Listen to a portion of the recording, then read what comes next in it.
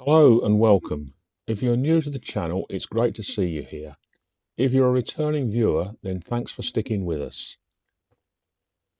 Today, I'm exploring Foxton Locks in the heart of rural Leicestershire, near Market Harborough, on the Grand Union Canal. We start at Turnover Bridge, where the Grand Union Canal comes from the south. This type of bridge was specifically designed that the horses pulling barges could be detached and then cross the canal. Once on the other side, the horse was still facing in the correct direction and could easily be hitched up. In the meantime, the bargees would keep the barge moving using barge poles. You can see on this plan exactly how the canal comes into the lock system, and then at the top of the plan, which is the bottom of the locks, it splits into two arms. The Grand Union Canal, as the name suggests, is a union of lots of smaller canals. In 1810, an Act of Parliament authorised a new section to be built from the Leicestershire and Northamptonshire Canal at Foxton to the Grand Junction Canal at Buckby. It meant that for the first time, boats and cargoes could travel from the River Thames at Brentford to the East Midlands, including the coalfields of Nottinghamshire and Derbyshire.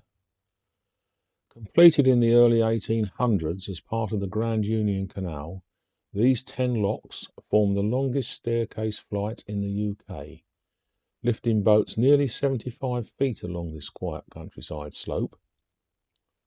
Building work on the locks started in 1810 and took 4 years. The locks were opened on the 1st of October 1813. Little changed until the building of the inclined plane resulted in the reduction in size of some of the side pounds. While the inclined plane was in operation, the other locks were allowed to fall into decline to an extent, and in 1908 the committee released £1,000 to bring the locks back into full nightly operation. 100 years later, in 2008, the locks became part of the European Route of Industrial Heritage, a network which seeks to recognise the most important industrial heritage sites in Europe. The locks are usually staffed during the cruising season from Easter to October and padlocked outside operating hours. This is done to prevent water shortages due to misuse and to ensure a balance between those wishing to ascend and descend. There can be lengthy delays at busy times, but the actual transit should only take approximately 45 minutes to an hour to complete. It's made quicker by the fact that the locks are narrow beam and the gates are light.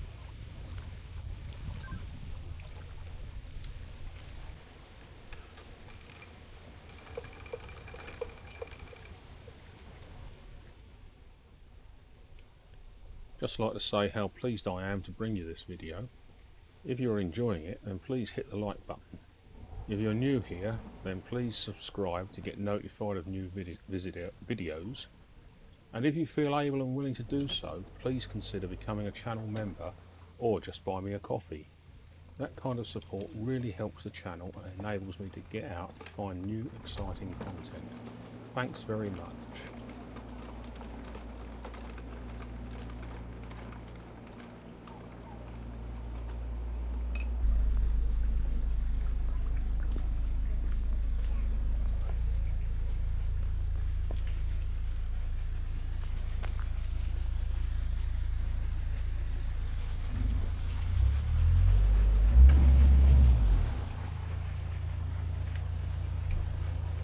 Unlike single locks spaced apart along a canal, Foxton's staircase design links each chamber directly to the next. Water flows carefully from one level to another, creating a delicate balance of engineering precision and natural gravity. Each passage requires coordination, patience and teamwork, just as it did over 200 years ago. Boat crew and volunteers are seen operating the lock gates and the sluice paddles. The paddles are operated by winding up a rack and pinion system using a standard canal windlass key to open the sluice, allowing water to pass through from the side filling pounds. Staircase locks are used where a canal needs to climb a steep hill and consist of a group of locks where each lock opens directly into the next. That is, where the bottom gates of one lock form the top gates of the next. Foxton locks are the largest flight of such staircase locks on the UK canal systems. The locks are equipped with side pounds, with white paddles emptying a lock into a side pound and red paddles filling the next lock downstream from the pound. This saves water compared to the more common riser staircase, since changing the direction of traffic does not require emptying and filling almost all the locks. Up close, the craftsmanship becomes even more impressive.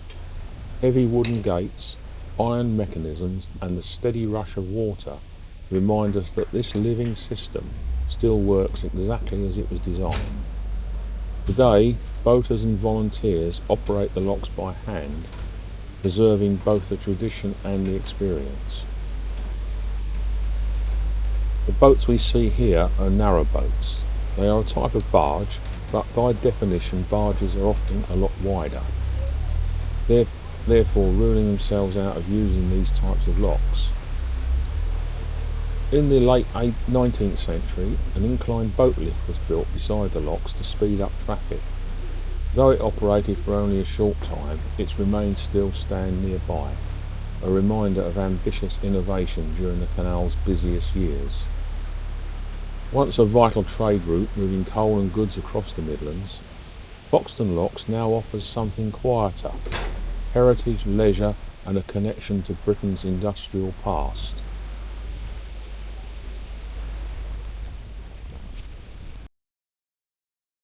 Rising from the heart of rural Leicestershire, Foxton Locks stands as one of Britain's most remarkable feats of canal engineering. Carved into the hillside and stretching towards the sky, this historic staircase of locks has connected communities for over 2 centuries.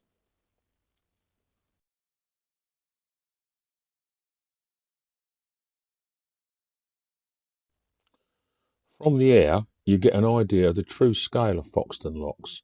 Here you see a narrowboat descending through the system.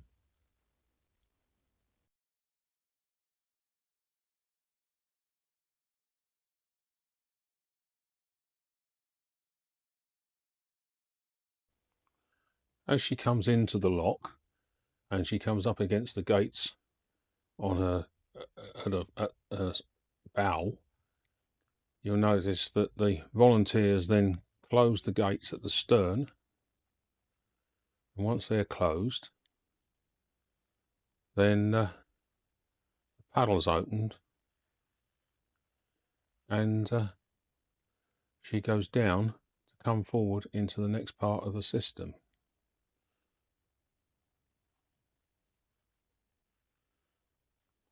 You'll see in a second the water level goes and down she goes when I open up the paddle. There you go.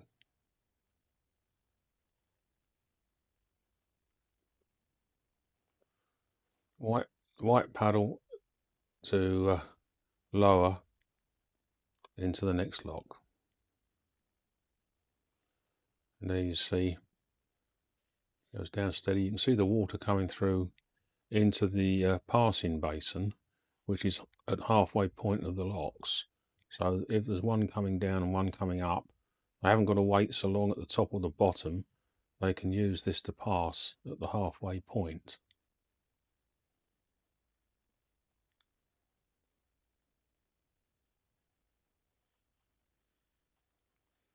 And then in a second, you'll see that they open these gates so she can come forward into that passing basin. There we go.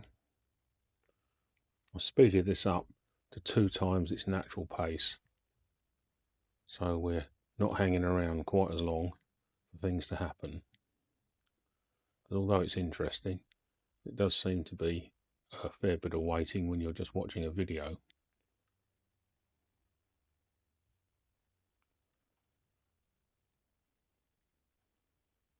There we go.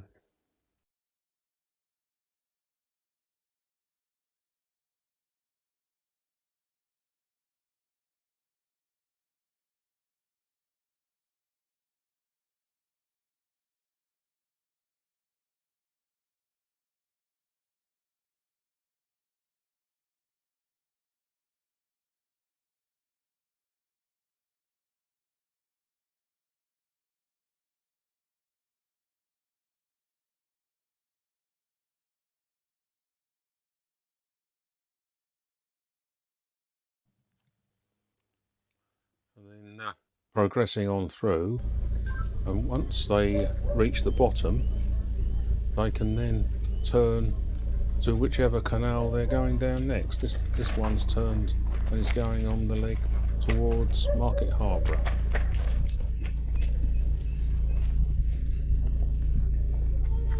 Where all the people are stood is a little swing bridge that swings over the canal as a footbridge, and it just has to be unlocked and swing away to allow the boats through.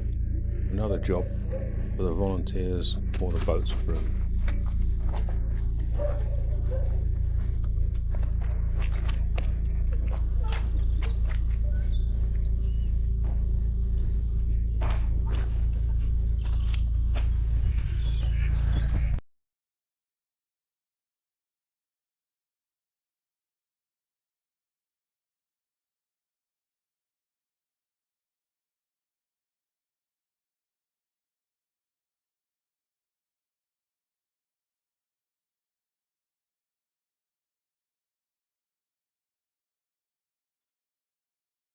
Now we're at Rainbow Bridge, where the canal broaches off toward Leicester. This is another of those traditional bridges for swapping the horse from one towpath to the other. From above and from the water's edge, Foxton Locks reminds us that even the simplest elements, water, gravity and craftsmanship, can shape something truly extraordinary.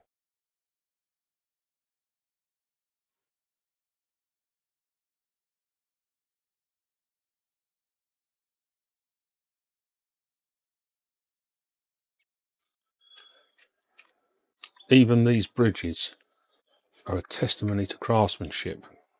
The amount of brickwork, pavers on the floor, I've seen countless hooves go across them, and are still not worn right out. There's a little bit of wear, but all this work, all done by hand back at 200 odd years ago, was a phenomenal job.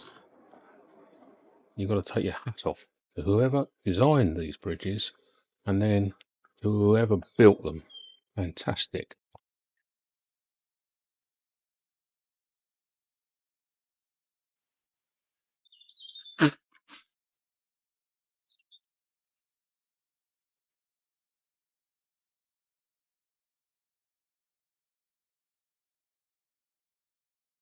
Now we see a boat arriving into the lock on the bottom, begin her journey upstairs to the top. You can see the volunteer opening the white paddle on the right as she comes through, in readiness for the water come in and fill the lock up and make the boat level for the next section. I spoke to the lady off this boat, and they're just holiday makers. She's a swim teacher, and they're a really relaxing time off now. So the boat's well equipped, and they're a very relaxing holiday.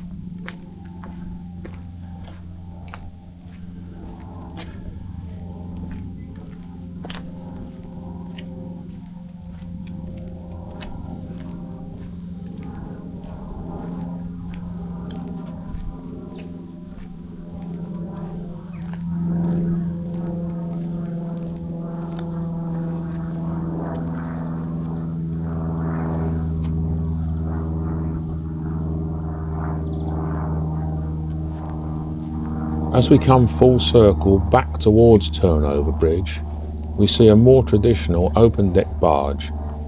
This one still operates on the canal, delivering fuel and supplies to boats, a vital service.